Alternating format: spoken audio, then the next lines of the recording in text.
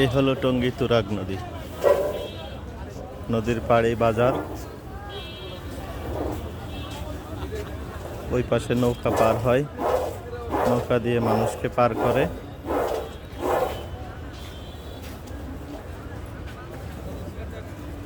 নদীতে এখনো অনেক পানি।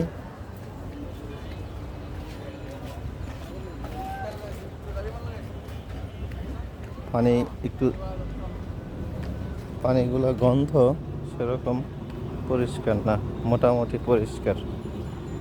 এই যে পানি,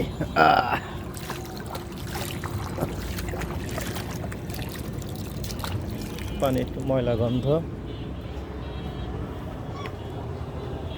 ওই হলো ব্রিজ যেটা দিয়ে আবদুল্লাপুর যায়।